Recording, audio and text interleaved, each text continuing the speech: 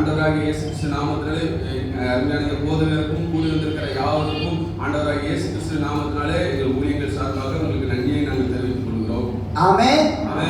ఈ రోజు నేను మీకు మరి ఇచ్చే సందేశం ఏంటంటే విడిచిపెట్టుటలో ఉన్న ఆశీర్వాదాలు.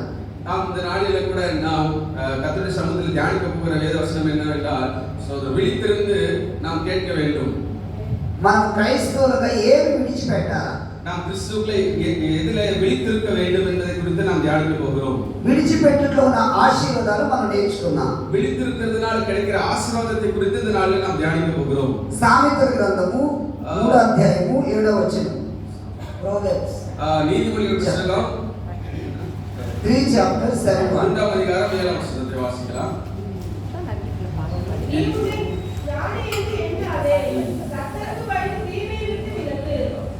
నేను జ్ఞానాన్ని అనుకొనవద్దు, యెహోవా యందు భయభక్తులు కలిగి చెడుతనమును విడిచిపెట్టుము, అప్పుడు నీ దేహమునకు ఆరోగ్యమును నీ ఎముకలకు సత్తువీరు కలుగును. ஆண்டவருடைய வார்த்தை கவனிக்கும் போது உன் எலும்புகளுக்கு ஆரோக்கியமும் அந்த வசனத்தை வாசிக்கிறது. எலும்புகளுக்கு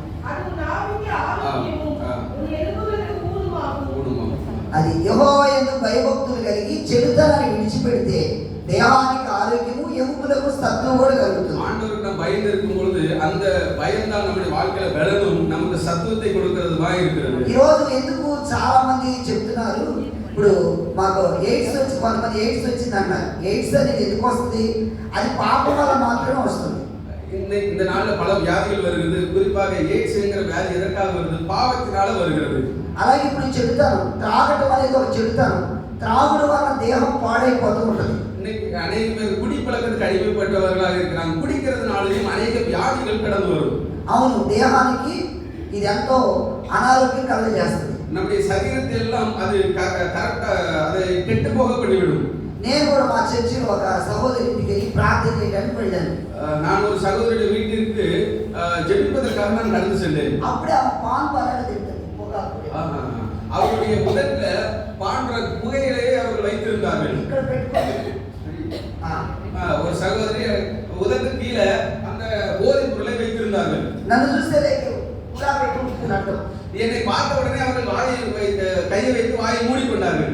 నేను చెప్పాను, అమ్మ నువ్వు పాన్ పరాడు తింటున్నావు కదా, ఇది మంచిది కాదు, దేహాన్ని పాడు చేస్తుంది, ఇవి తినకూడదు అని చెప్పాను.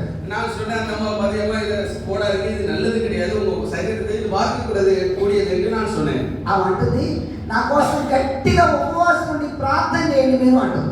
அவர்கள் உடனே சொன்னார்கள், என்னை பார்த்து எனக்காக நீங்க அதிகமாக நீங்க உபவாசம் பண்ணி ஜெபம் பண்ணுங்கன்னு சொன்னாங்க. ఆ పాన్ పరాడు తింటే నేను ఉపవాసం ఉండాలి. அவங்க பான்றாங்க சாப்பிடுறாங்கன்னா அதுக்கு நான் உபவாசம் இருந்து ஜெபிக்கணும். పైగా అంటుంది గట్టిగా చేయండి అని. அதுவும் அதிகமாக எனக்காக ரொம்ப அதிகமாக எனக்காக ஜெபம் பண்ணுங்க அப்படின்னு ரொம்ப மிகவும் சிரத்தையோட ஜெபம் பண்ணுங்கன்னு சொன்னாங்க. ఇప్పుడు ఉన్న వాళ్ళందరి కొరకు పాస్ దైవజనులు సోమవారం ఆయన కోసం, మంగళవారం ఈయన కోసం, బుధవారం ఈయన కోసం, గురువారం ఆమె కోసం, శుక్రవారం ఈయన కోసం, శనివారం నీ కోసం ఉంటాయి. ఐదారు పడగొట్టదా? ఐదారు బతుకుతాడా? உங்க போதகர் ஒவ்வொருத்தருக்கும் அவருக்கு சனிக்கிழமை, திங்கட்கிழமை, ஞாயிற்றுக்கிழமை, புதன்கிழமை ஒவ்வொரு நாளும் ஒவ்வொருத்தருக்கும் உபவாசம் பண்ணி நான் நம்ம ஊழியக்காரருடைய நிலைமையை கொஞ்சம் யோசித்து பாருங்க. హల్లెలూయా. హల్లెలూయా.